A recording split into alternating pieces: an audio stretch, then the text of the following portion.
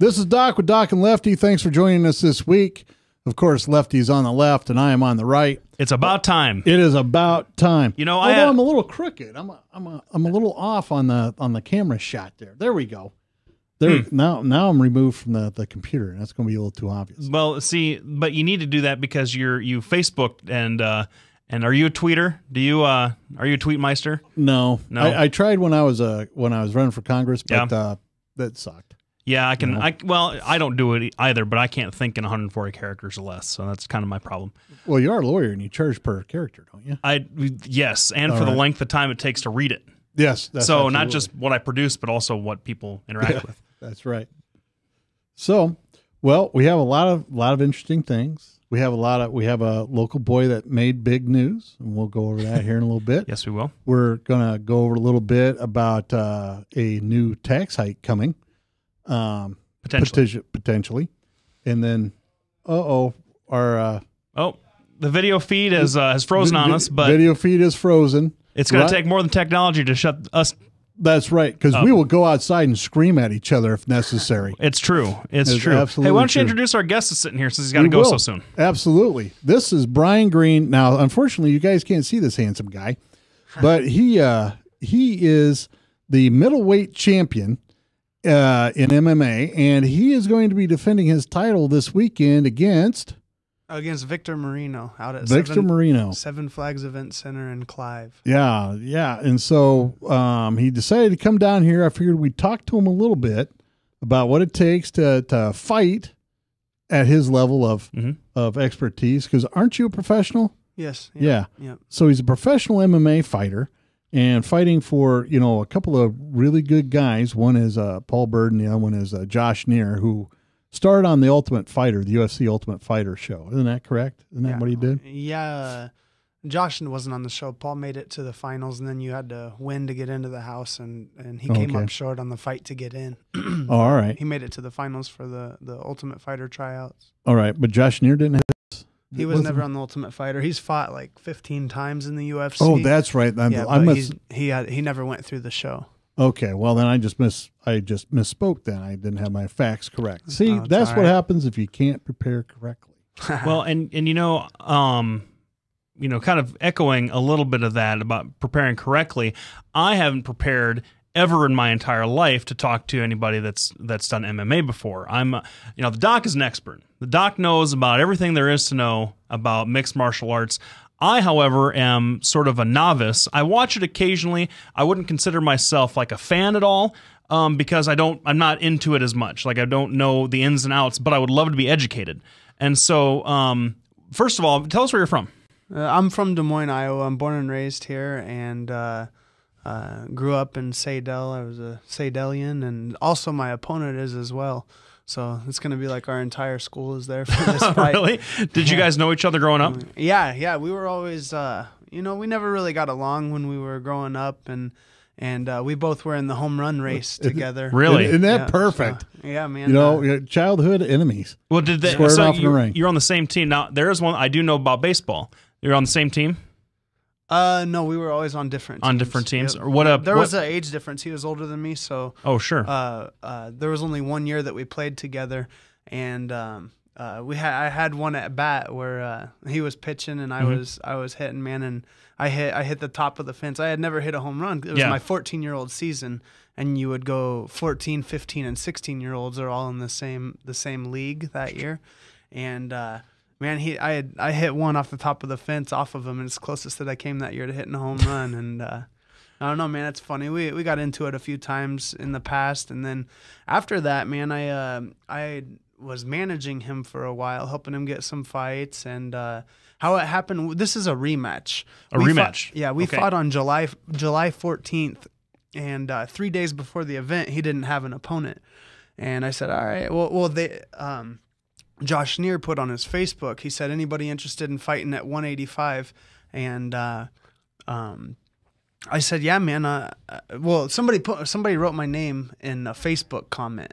And I said, well, I fight for money. And this is right before I went to Nicaragua. See, now I live in Nicaragua. Okay. I went on a missions trip in 2010 and surrendered my life to God, man. And I'm now living down there, starting a sports ministry and helping get mixed martial arts going in the country of Nicaragua. And it was right before I went down there. I married a Nicaraguan woman, and that was in July. And 3 days before I left was the fight when we fought in July. And I fought Kimbo Slice also in a boxing match. Did you really? Yeah, man. And dude, I was winning on the scorecards, and I took that fight on 3 days' notice also, and I got knocked out with 3 seconds left in the fight, man. I was when I was in college, Kimbo Slice became like the internet sensation, right? Yeah. And wait, was that 6 years ago? Yeah, that would be about 6 years ago. Okay, so when I was in law school, so I'm older than that, but and I was just like, I was watching this guy doing, these street fights, and how hard does he hit? Dude, he hits hard, man. He's a 250-pound guy that knows how to throw his punches. He's an athletic guy, and he knows how to throw them. But I didn't feel like he liked to get hit, man. And I hit him a lot in that fight. And dude, I was winning. I was up 3 rounds to 1 on all 3 judges' scorecards. Wow. And he hit me over 100 times to the body, and I mean, dude, I was just gassed completely at the end, and perfect timing, 3 seconds left, and he knocked me out. He caught you. Are you a little taller than him? I feel like he's a little bit short. He's taller than I am. He's 6'2", and I'm 5'11". He didn't have a very long or good career with MMA and UFC. Yeah, in mixed martial arts, man. He was on the Ultimate Fighter TV show. He brought a ton of ratings. It was the most watched Ultimate Fighter. And, he became really popular through the backyard fights on YouTube. And then, Dana White and the Fertittas, they made a deal with Kimbo outside of the Ultimate Fighter to pay him to come and be on the show, And which nobody knows what that number is. I would love to know what it is, though. But never have to backyard fight again, probably. Yeah, right. And then, he went through the show. He lost on the show to Roy Nelson, who's, he got inside mount, and Kimbo couldn't get out and got TKO'd. And then after that, he fought once or twice. He fought twice in the UFC, and then he got cut after he lost both of those UFC fights. And then he started fighting pro boxing, and his original opponent, he was supposed to fight Mike Glenn in Springfield, and they didn't.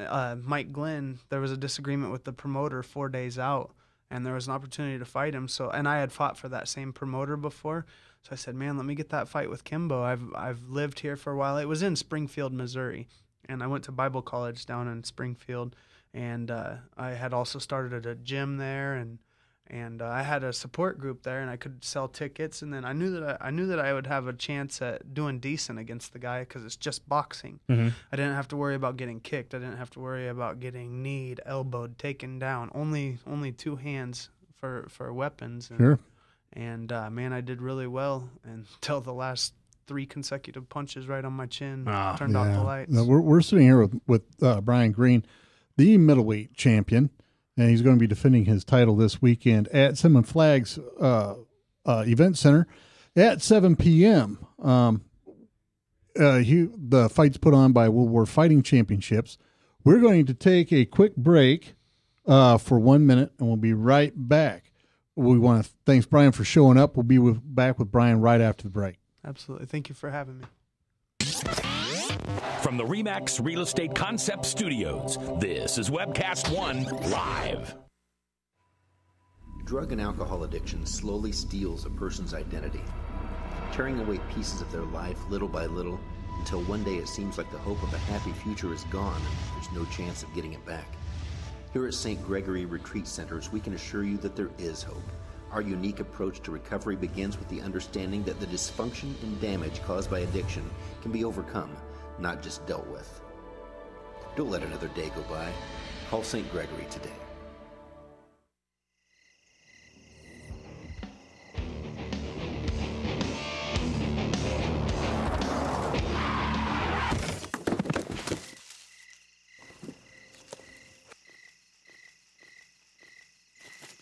It's like they want to get hit.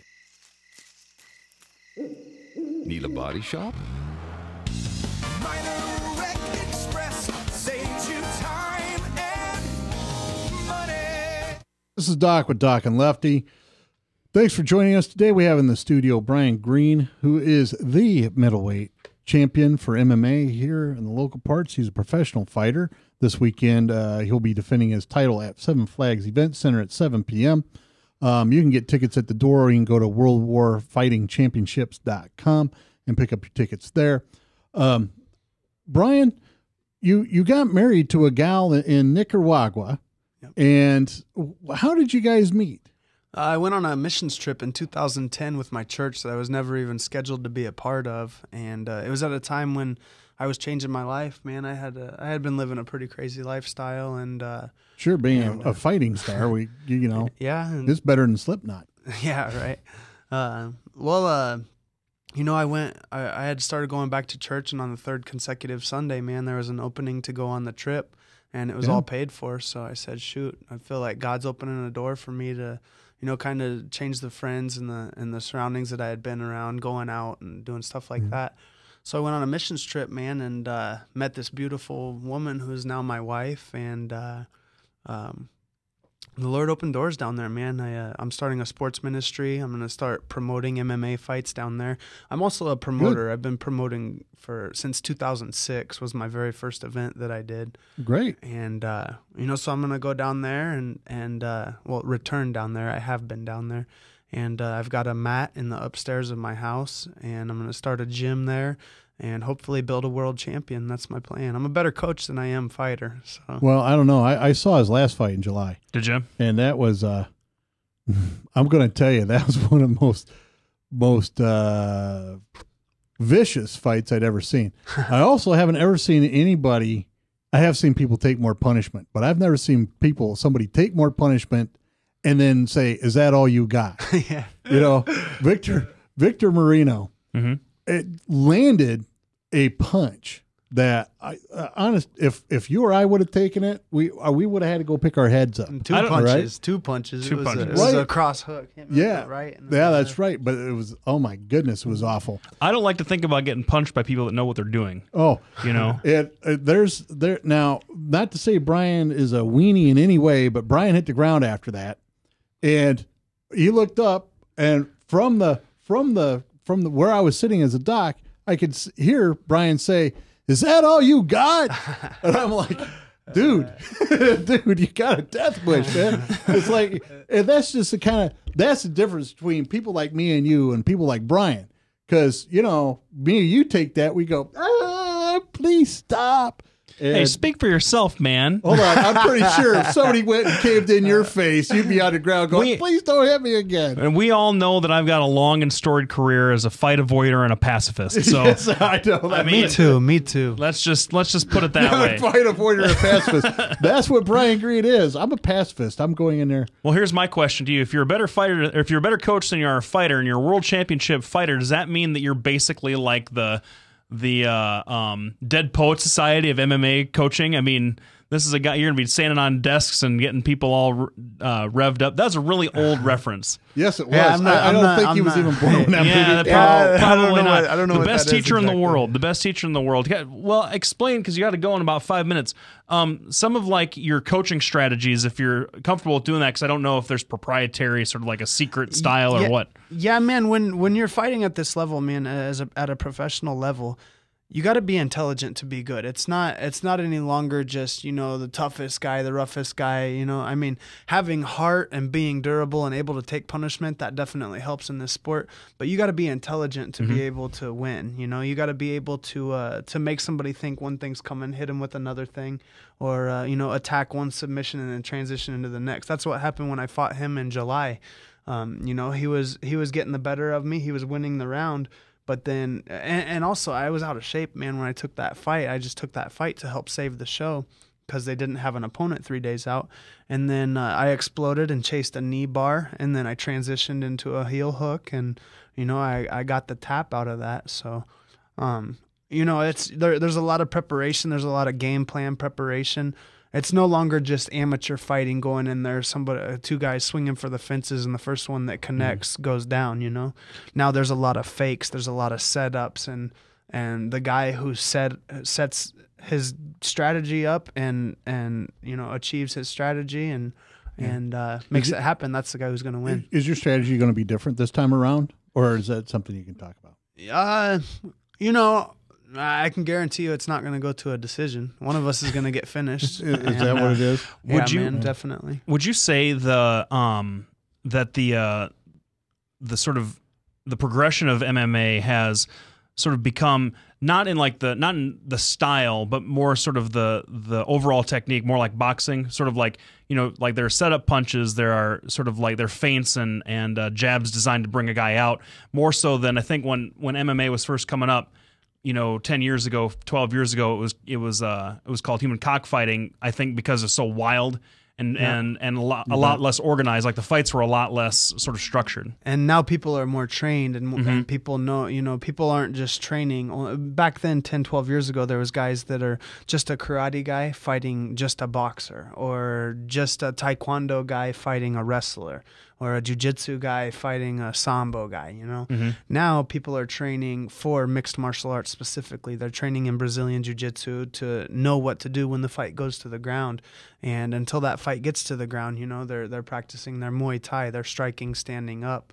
And, you know, so everybody nowadays, especially on the professional level, there's some amateurs, you know, that just train at taekwondo gyms and go out, get in the ring, and sometimes they do well, but most of the time they don't when they're going against somebody who has been trained in mixed martial arts. What's your favorite striking style? Favorite striking style? I went to Thailand in February, and I got to train Muay Thai over there. That was really cool. It was a really blessed experience, man. It was really neat, and I kind of have my own style, you know. I'm not really a traditional Muay Thai guy. I've got a couple tricks that work for my striking in specific, and but you know, Muay Thai is the most used because Muay Thai uses knees and elbows and punches and kicks and sweeps, and that's how you get the fight to the ground or knock somebody out, is using Muay Thai in an MMA fight. Cool. Would you say that would you say that it's that you say you have your own style, that is it better to sort of develop a personal sort of like unique style to the individual, or to sort of try and master a sort of like book? If you master, here's the thing, is if you master a book, then you're readable. And if somebody can read you and prepare for you, then all they have to do is counter what you're going to do, because they know you're going to do it because you're a book, you're readable. You know what I mean? Does that make sense? It makes so say like they can follow your strike combinations. So they know that this is a punch kick guy. So now you want to go high, then go low, and move your head out and circle out this way. But if you do the same thing every single time somebody studies you, then they're going to know what's coming when you fight them. Which is where that intelligence factor comes in. Yep. Well, we're here with Brian Green, the middleweight MMA champion. Brian, thank you very much for stopping by. Keep in mind, this is sponsored by World War Fighting Championships out at Seven Flags at 7 p.m. this Saturday. You can get tickets online at worldwarfightingchampionships.com, or you can pick them up at the door. Brian, thanks a lot for coming in. Good luck on the fight this weekend. Thank you guys very much for having me. It was nice to meet you, and stay blessed. All right, thank you. We'll be back after a short commercial break. Thanks, everybody, for tuning in. You're listening to Doc and Lefty on webcast1live.com. I'm Brian Leach, owner and general manager of Service Legends. I brought along a couple of the home comfort heroes. Hi, I'm Tammy Wells. I am Nick Wondershad. I'm administrative manager. I'm the senior technician from Service Legends. It seems like every good thing, when you feel it to the bone that it's good, there's a lot of hard work put behind it. I don't think that you can fake it and have it turn out good. You know, if we seem like, okay, that's just weird, it's just a furnace, why would you believe so deeply in a furnace? It's not just that, you know, we want to show the world that you can have good service. Yeah, I mean, it's gotta be, it's your home. You know, it's built into our daily trainings, it's built into our culture, that we're gonna do whatever it takes to have each client say they love us, period. That's why we spend all the hours in the training that we do. And if we guarantee it's going to be a good experience for you, or else it's free, what type of work do you think we're going to do? There is a guarantee. Temperature selection guarantee, fixed right or it's free guarantee, comfort guarantee, best value guarantee. All of these guarantees hold us accountable to ensuring that we exceed your expectations. And if for whatever reason we'd fail and we can't make it right, We guarantee all of those guarantees with a 100% money-back guarantee. I mean, if you don't think that your technician can fix it right, are you going to say that to a client? No. You don't have to worry about having a technician come to your house. We drug test, background check all of our team members. We put safe people in your home. Each and every one of our service techs, 400 hours a year in training. You tell it the minute they walk in the door. They know what they're doing, they've done their homework, and they actually truly care about what you want. Because at the end of the day, you're the person that makes sure I have a job. They're going to be listening. They're going to want to know what your challenges are. Then they're going to come and give you options, and you get to choose. If I'm there to help and I make it easy and painless, I did my job right that day.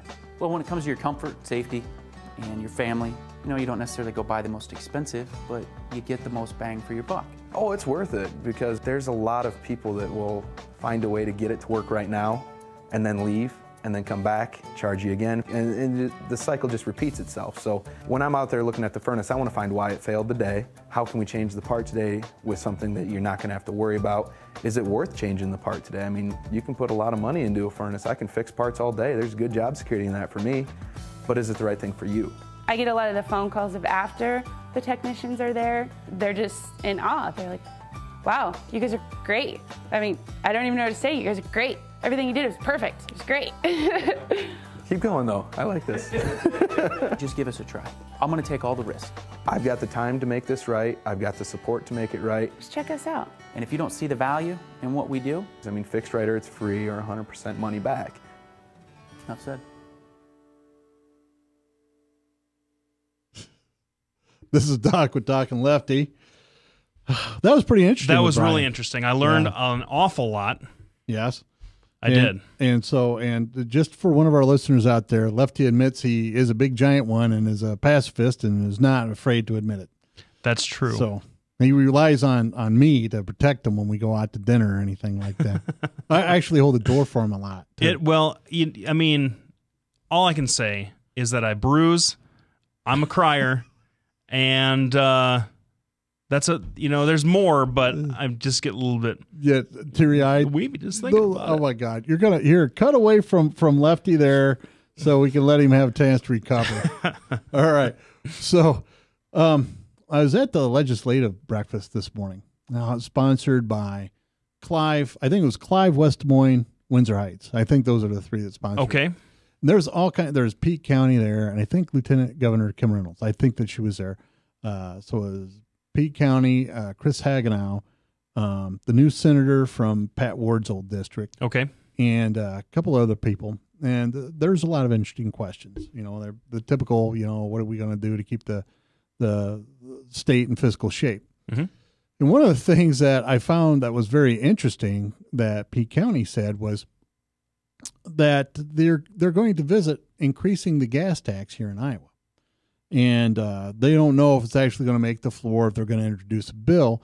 But Iowa apparently ranks 43rd in the nation as far as our infrastructure goes. Most of our bridges are in bad shape. A lot of our roads are in bad shape, except for 235, which is, covered by cameras at this point. And so I found it very interesting that we have close to an $800 million surplus, yet they're going to raise gas taxes in order to help our infrastructure. Right. And so I'm going to let you take it from here. Well, I remembered that, let's see, in about 2008, 2009? Something like that, yeah. It was a little while ago when Chet Culver, right in the midst of the big, the fiscal crash, Culver was sort of trying to patch up some budget holes, or he wanted to. After his tenure, he did, and it was something that either, and I can't remember correct. I was going to do some research on this, and I got too busy. I was in Inola for about 2 hours, which is I'm sorry. It's a tough day when you're down there for 2 hours. But he either needed to do it before the 10% across the board cut or afterwards. I can't remember which one, but he had proposed using some of the road use fund to patch up some of the budget holes, if I'm correct on that. And someone correct me if I'm wrong, because it's a little bit hazy to me. But and the Republicans and the opposition threw a gigantic fit for two reasons, and they were legitimate reasons at the time. that road use fund is a different fund that the state uses for purely infrastructure projects. And it sort of operates as a rainy day. I mean, the state also has a rainy day fund, but the road use operates as sort of a dedicated rainy day fund in case, there's potholes that need filled up, or one of the bridges in Madison County collapses, something along those lines, where they have that money set aside. This is from the Des Moines Register specifically. Yeah. Chet Culver vowed Friday to take on the state's powerful road construction industry. This is in 2009, and press the legislature to pay for the Iowa State Patrol. That's right. With money normally reserved for highway projects. That's right. And the patrol is usually designated out of the general fund, where the surplus is sort of allocated from right now, and wanted to use the to patch that budget with road money. And so that's earmarked specifically for road projects. The Republicans had a big, gigantic, and they also sort of like it's industry and blah, blah, blah. So it didn't really get done. And one of the Republican ideas at the time was to raise the gas tax. Now this has had bipartisan support for years. We pay one of the lowest state taxes on gas in the country, and we've always enjoyed fairly decent infrastructure, like our the highways and the U.S. roadways and things throughout the state have always been fairly decent, and our bridges have been okay. I didn't realize we had sunk that low, but that Republicans, Democrats, and I believe the governor supports raising the gas tax as well. Saying in the argument, the basic argument is it goes into the road fund. The road fund is designated to fix up our road infrastructure, our highways, and our bridges. So we should ask everybody to pay a little bit more at the pump because they use the roads.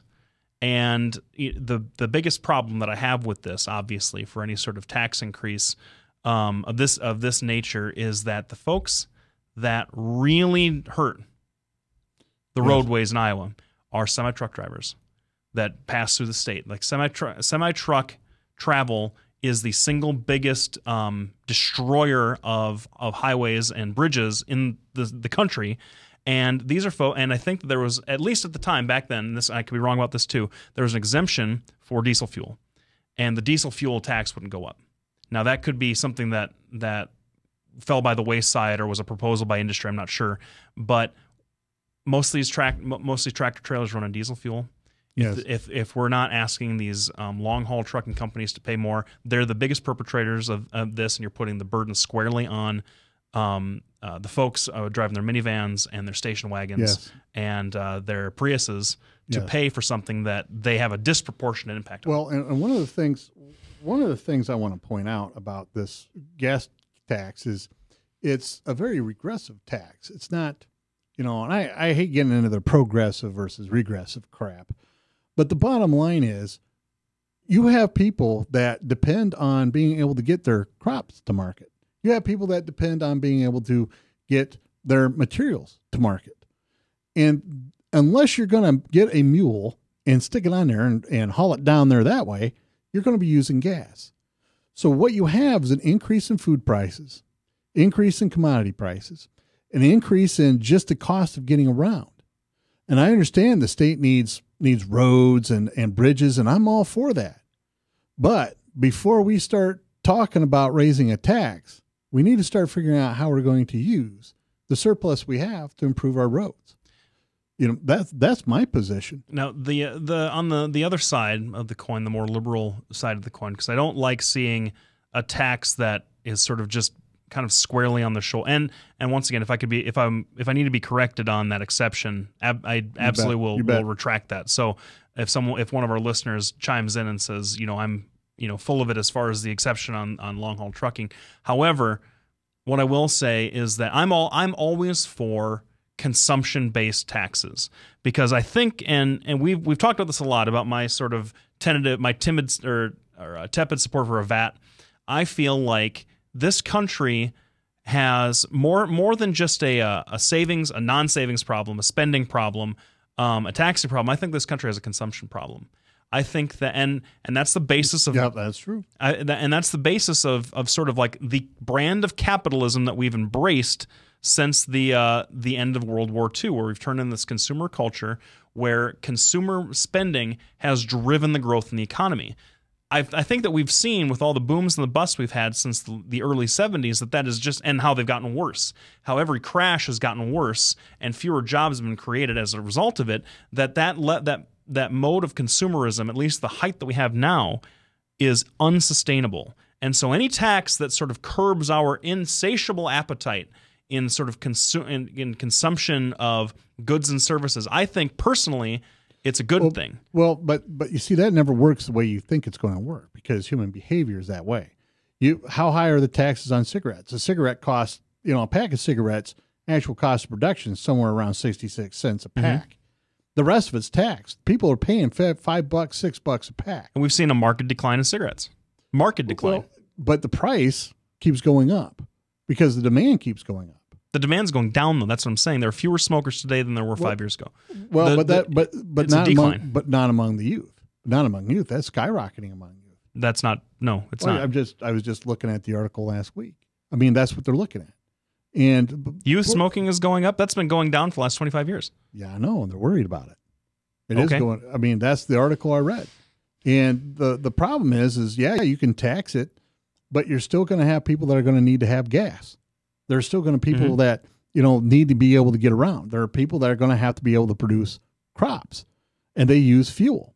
And whether you tax soybean oil for the use of like biodiesel, or if you use ethanol, or if you use regular gas, or if you use diesel, all those that gas tax is going to affect everybody. It's going to hit everybody.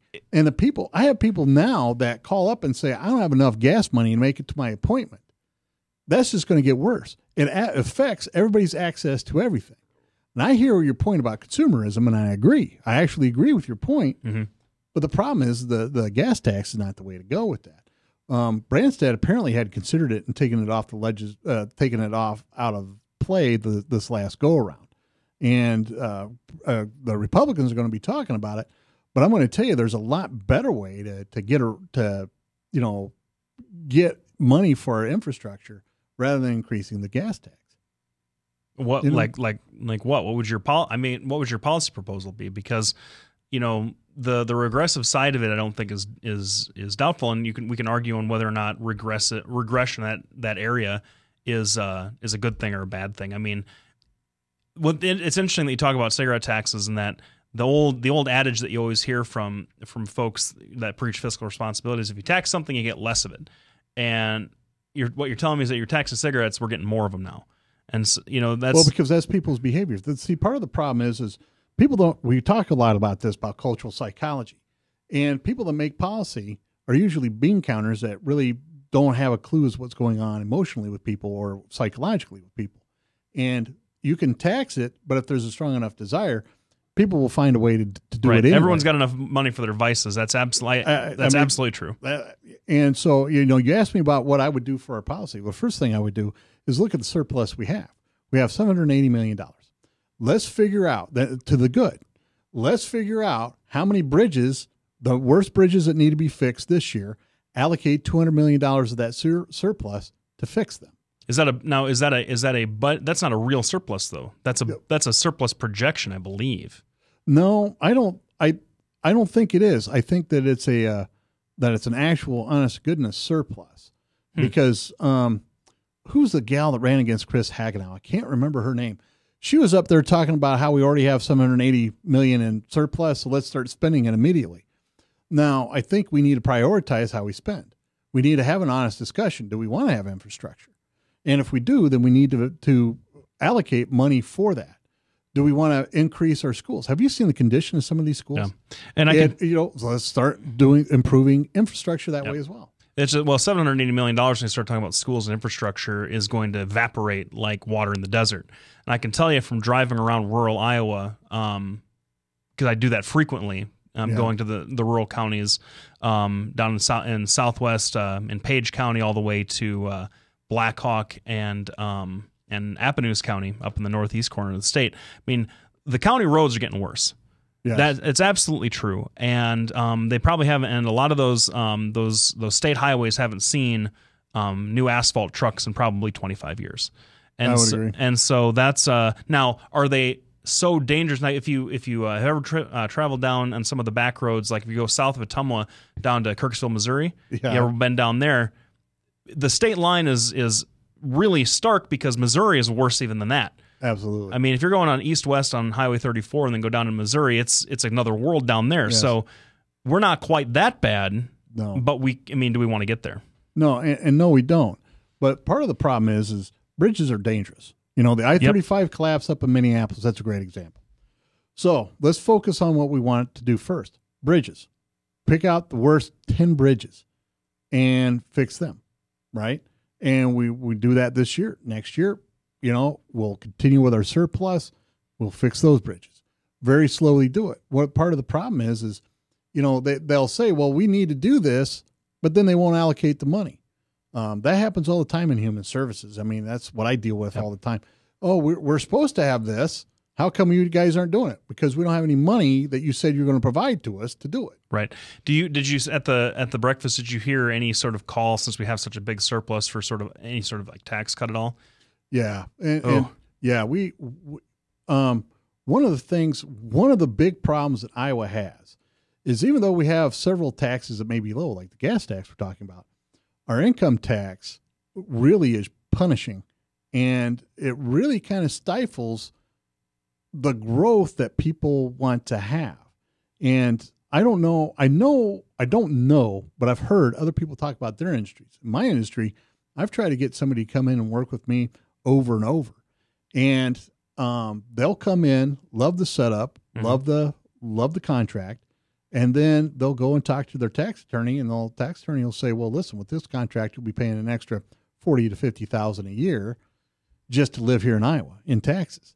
And as soon as they hear that, they go, well, I'm going to move to South Dakota, or I'm going to move to Ohio, or I'm going to move to a place that only has 1 or 2% in income tax. And really, today there was a lot of talk about giving that extra surplus back to the people.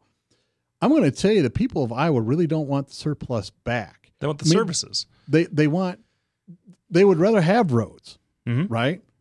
Use it that way. They would rather have these kids that are troubled being treated. They would rather have a whole lot of things. Now, of course, that's in general. Right. I could tell you one good way to use some of that surplus money is to honor Chief Justice Katie's request a couple of years ago to put that back in the court system, because I can tell you, these rural counties don't have nothing. I mean, I was down in Warren County, and Warren County is a great place to practice law, but it's Tuesday, and those clerks are out by 2:30. And so I was in judge's chambers on a hearing on a case that I had, and by the time I got out of the hearing, it was 3:00, and the order has to be, I won't get it for another couple of days, and that happens constantly, not just on routine stuff like that. Why are these clerks leaving at 2:30? Because by order of the Supreme Court, all clerks' offices are closed on Tuesdays and Thursdays from starting at 2:30. I remember that now. Yep. Well, we're listening to Doc and Lefty. We're going to be back after the break. We're going to continue to talk a little bit about this legislative meeting today, because there's a couple other interesting things that I thought went on. You're listening to Doc and Lefty on webcast1live.com. We're here every Tuesday with the exception of Christmas and New Year's, and we'll see you back here in about a minute or so. Is it a minute commercial? Great. Thanks for tuning in. From the RE/MAX Real Estate Concept Studios, this is Webcast One Live. Whether you're 10, 25, 50, 80 years old and beyond, everyone needs to live within their means. I'm Tom Coates with Consumer Credit of America. For almost a quarter of a century, we've helped people of all ages learn to manage their personal finances to benefit them far into the future. When problems arise, we've got the experience you need to make those debt problems go away. Got financial problems? Call Consumer Credit of America. If Tom Coates from Consumer Credit of America was your personal webmaster, Tom would filter out all bad debt emails. If Tom was your mailman, you'd never get any debt reduction junk mail. If Tom Coates was a lineman, he'd block any phone calls offering to reduce your credit card debt. Hi, I'm Tom Coates with Consumer Credit of America, and we're still your best choice for credit counseling. We're local, we're accountable, and we can do more. You make the call when the time's right for you. When it comes to competition, there really is none for Consumer Credit of America. This is Doc with Doc and Lefty. We are back. we had a pretty good break for 2 weeks. We did. So it was long. It was long. And it just happened to be that it fell on Christmas and New Year's.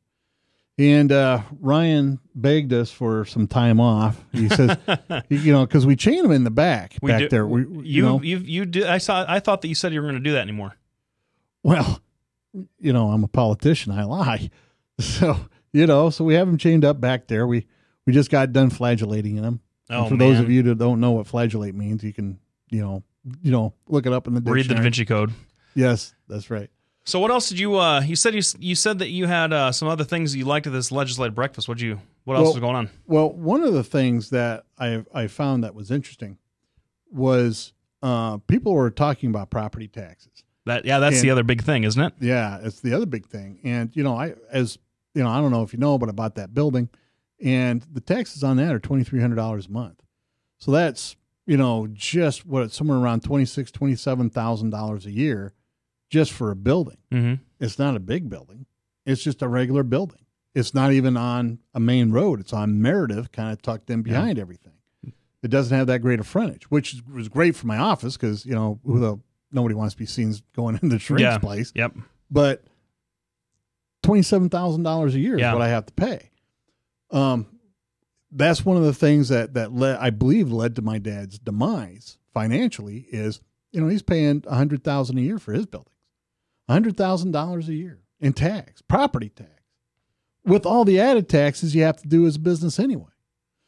So there's a lot of businesses screaming for tax relief. And, the problem is, you have the Democrats on one side saying we're not going to help out the businesses because then you cost shift to the private homeowners. And they're squeezed enough. I mean, you try and get a house in Clive. Absolutely. And it's nuts. And it's completely arbitrary how they establish your taxation rate, your base, your tax base. I mean, it's nuts. Well, I've heard that if you're out in the western sides, if you're on the west side, getting to the Waukee, the Adel, even as far out as Dexter, it's a lot better because there's more room. Yes. The problem with Clive is it's completely closed off. There is you are not going to expand anywhere else. No, it's landlocked. It's done. Absolutely. You can get on the north side in Urbandale and get some pretty decent properties. I know that, I rent. I don't own any property, but the rent that I pay at my apartment for the kind of apartment it is and the location it is ridiculously cheap.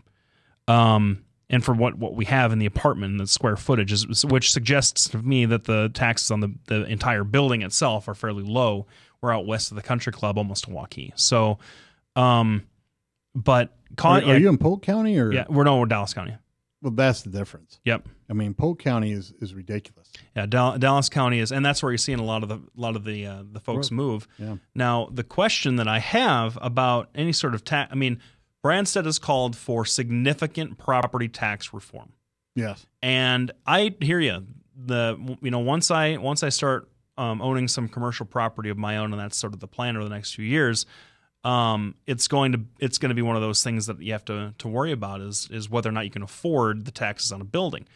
I think that if he's going to focus on commercial versus residential, I don't think he's going to get anywhere. Is the problem because even you have businesses screaming for help, but you also have the homeowners screaming for help. But if you try and reform the whole thing all at once, which seems to be the only way you'll be able to do it, you're going to bottom out the property tax base around in the population centers. What would you tell Branstad to do then? What I tell Branstad to do, I have no idea. Honestly, I really don't, because he's caught between a rock and a hard place. Great, that's great advice. It's a complicated thing. Yeah, he's caught between a rock and a hard place. I mean, there are so many more factors. I feel like he should probably sit on the residential portion first, because there are so many more things, and you know this yourself, so many more factors that go into the growth and expansion of a business or an industry than just the property taxes. I mean, you're looking at the federal stuff with the federal withholding, or not the withholding, the Medicare and the Social Security taxes. You're looking at healthcare spending, things like that of that nature. So even though most business owners that operate small businesses in the state do not own their own property. don't own their own commercial space. Yeah, they rent it from a landlord. Yeah, because it's not cost effective. No, it isn't. And so you could have these. I mean, and with the landlord, and I saw it in a restaurant that I was that I had a relationship with, where the landlord lost the building, and so somebody else came and snapped it up, and was going to charge the current tenant all kinds of crazy drastic rent, and he just quit. Yeah, shut down. Most everybody got their jobs back when it reopened as the new restaurant and the new ownership, but a lot of people got laid off and we're off for 6 months. You can't handle that. Part of the problem with this reform that needs to happen, Everybody agrees on that, even the Democrats. And the trick really is, you also have to reduce excessive spending. That's the only way you're going to be able to get things to balance. If you're going to reform the property tax, you have to go with what is your property tax base, right? If you look at what you pay, businesses support at least in equal measure to everybody else that, commercial property owners support in equal measure to the private property like homes. The trick really is going to be, you're going to have to reduce some spending at the same time. The problem really is everybody feeds on the property taxes. States do, municipalities do, schools do, everybody does. Yep. So you're going to have to figure out a way to cut back on waste and gradually start reducing the property taxes. The problem with people is they want big tax cuts now. That can't happen. It's going to be a shock to the system. The problem with commercial property is generally those are the people that hire at least 2 or 3 extra people. Homeowners don't hire anybody. So you have to look at what's going to generate more money. Is the person hiring somebody going to generate more money for your community, or the person sitting at home not hiring anybody? Well, but I don't think it's a 1-to-1 necessarily in that particular sense. And here's why: if you have because remember, a commercial property owner himself or herself, or if it's a company, is probably not going to have, like the guy that owns this building, for example. We don't work for that guy. That guy's not creating any jobs. The only value that's created is that he's provided a space, or he or she has provided a space for us to do what we need to do. So I don't think that any kind of value that we create can be directly ascribed to the person who owns the building, because otherwise. But I have 3 people that maintain my building. I hire 3 people to maintain my building. I understand that, but what we're directly referring to is, so say the tax on the tax on the building go down, for example. Say so the owner is saving more money in the building, and that money is going presumably to the folks that he hired. Sure, you're gonna shift it over and pay those folks. Those folks go out and pay income taxes or pay their sales taxes or whatever. Because of how disproportionately skewed the tax system in this state is, the income taxes and the sales tax and all the other different little taxes that people pay out of their own pockets are not enough to cover the shortfall that's created if property taxes are cut that way. It won't even out. You can't. It won't balance that way. Well, and I agree. That's why I think it needs to be slow and gradual, coupled with cuts that that people are dependent, or cuts in spending that are dependent upon that. Iowa has just really quick. I know that we just went over, but let's take a break and then. All right, we'll be back in just a few minutes. Well, in just 1 minute. You're listening to Doc and Lefty on webcast1live.com. Thanks for joining us.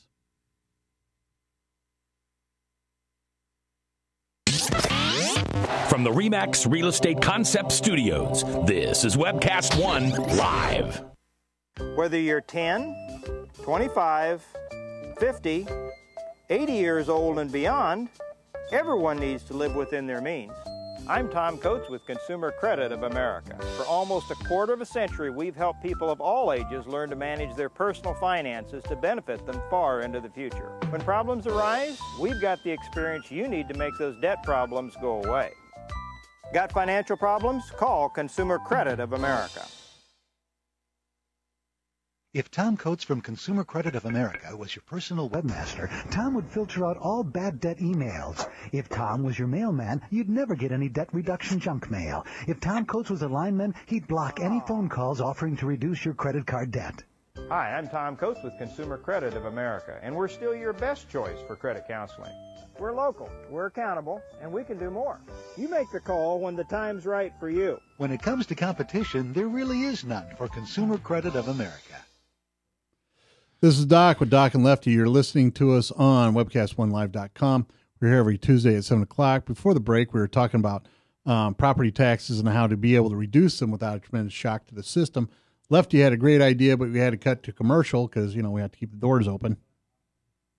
Well, I didn't have a great about necessarily reforming the system, but because we just it's difficult. I think if we're going to decrease or figure out a different way to close some sort of loopholes. But I mean, one of the things that you start having to look at are some of the deductions in property ownership that we have, and free up some of that money. I know that's mostly federal, but yeah, because federal money won't trickle back down to us. Nope. So for me, it would be trying to figure out a different way to get the base that we're reducing otherwise. Sorry. Well, I just remembered what I was about to say. I was kind of babbled there because I forgot what my point. Nobody babbles on this show. No, not ever, not ever. But I guess my question would sort of come in general is what we could cut, because Iowa is one of those states that has a balanced budget amendment, just like most of the states in the country. So by constitutional edict, we have to balance our budget every 2 years now. I think that Branstad pushed it to a 2-year term rather than a 1-year term like it always had been. I mean, what can we cut then? You know what I'm saying? Because there's a lot of things you could do. One of the things, cities depend on this a lot. Mm-hmm. Part of the problem is you can't attract new businesses if your rent is so high, right?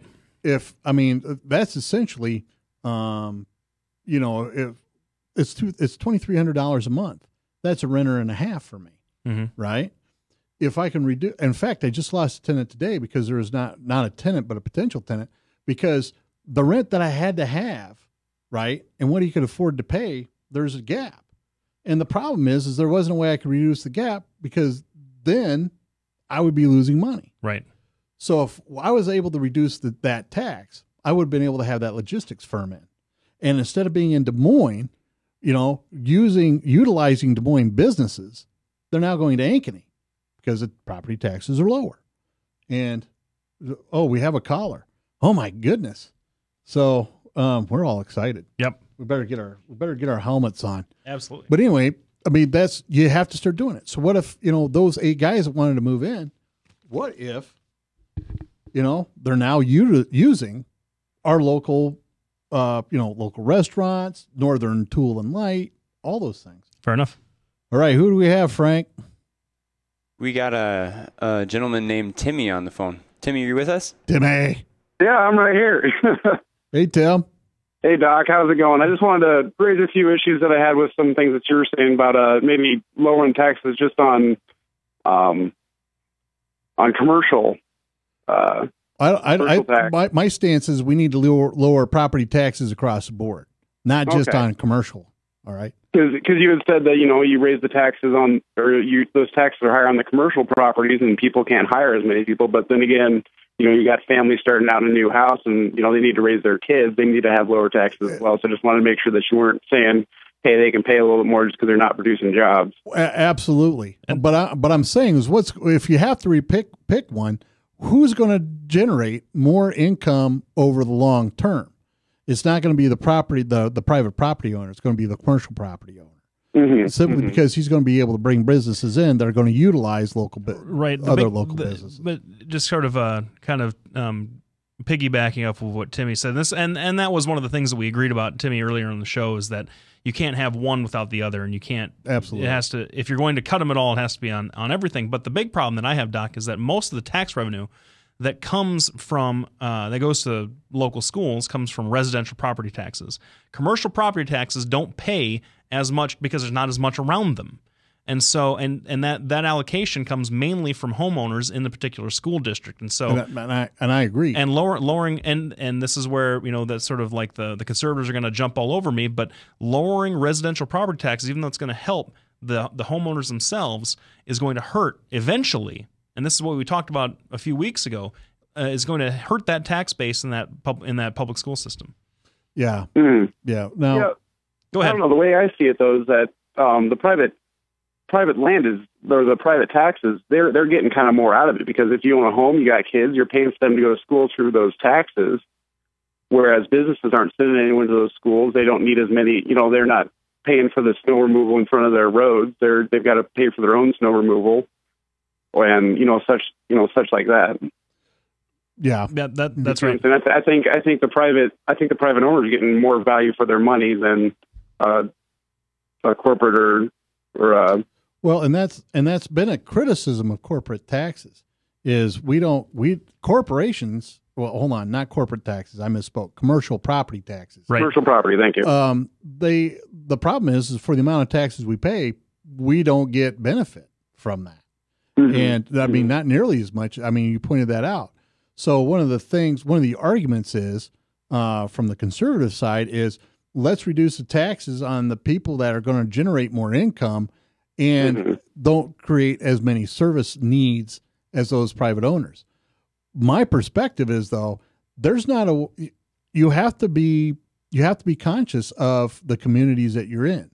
And that's why I think that you need to reduce both taxes at a gradual rate, and that way it gives the school systems, whoever else are going to depend on this, time to adjust. Absolutely. And I believe if you do both of that, you'll be able to encourage more people to come into your community. The more people you have, even though you might need more services, the more people it is to share that. I mean, it's like, it's a lot different to build, the waterworks for 10 people as opposed to 100,000. But once again, and Timmy, I don't know if you've had the same sort of thought that I have whenever I hear this, because this is the classic lower the rate, broaden the base argument. That if you lower the rate, you bring more people in to share the burden collectively. You broaden that tax base out. And we've just seen for decade after decade after decade that it doesn't really work because, and like I said earlier, there are a lot more considerations that go into any sort of business or residential planning than just taxes. I mean, there's livability to consider. Yes. There are, sort of like the attractions that but get huge tax breaks. They get huge tax breaks to come here. But the opposite. At the same time, if you raise the taxes on those corporate or the business, commercial property taxes. Yes. Yeah. If you raise those commercial property taxes, it's really not the business owners that's paying those taxes, the people that's purchasing things from them. I mean, that's economics 101. But you don't pay those taxes. You just raise the price of whatever you're selling. And so you're really hurting the lower end people who can't afford as much by raising those taxes, because they're going to end up paying them anyways, not the business owner. Yeah, but then you get a person that owns, like a small business owner like me who owns his own building, or my dad who owned his own buildings. I can tell you that I just lost a tenant because of that, and my dad suffered his financial losses because of property taxes, because at some point there isn't a way to be able to pass that on. So at some point you become non-competitive. Now lowering all the taxes, broadening the base may not pan out all the time, but I can guarantee you increasing the tax base never works out. If you look at a lot of these cities that have intense poverty, Detroit being the one that comes to my mind, they have a very high city tax rate. They have a very high county tax rate. Drove everybody out of the area. And when you start driving businesses out of the area, businesses stabilize an area. When you start driving those businesses out, the unwanted elements come storming in. And I mean, we know that. So there's a way that you have to be able to reduce the taxes that isn't a shock to the system, that you can still keep creating this stuff. I mean, if you're talking a 2 to 3% decrease in your property taxes, that's something that's going to shock the system. You can't do that. But if you have a 10-year program to reduce the taxes by, say, 1.5%, people can then plan to do that. I mean, that's the shock to the system that you have to avoid. So, okay.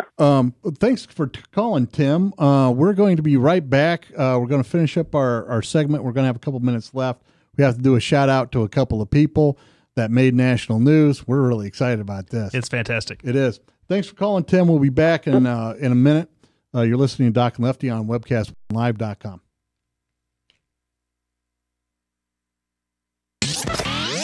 From the RE/MAX Real Estate Concept Studios, this is Webcast One Live. Drug and alcohol addiction slowly steals a person's identity, tearing away pieces of their life little by little until one day it seems like the hope of a happy future is gone and there's no chance of getting it back. Here at St. Gregory Retreat Centers, we can assure you that there is hope. Our unique approach to recovery begins with the understanding that the dysfunction and damage caused by addiction can be overcome, not just dealt with. Don't let another day go by. Call St. Gregory today.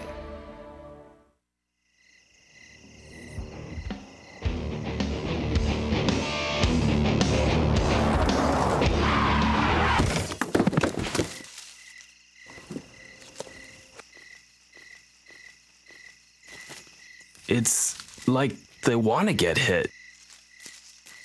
Need a body shop?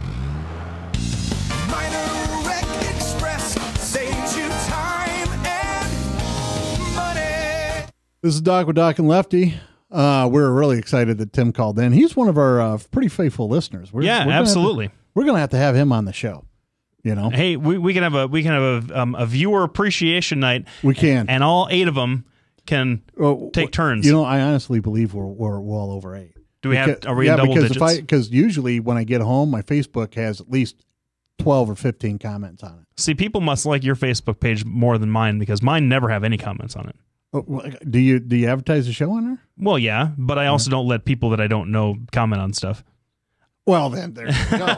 There's the problem. I've got higher privacy settings, obviously, than you do. There.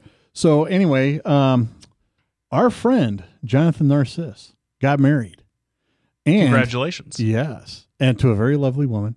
And in typical John Narciss fashion, had this beautiful wedding in San Diego, had a romantic balloon, and through no fault of his own, crashed and burned. No, we're only laughing because he's okay. He is okay.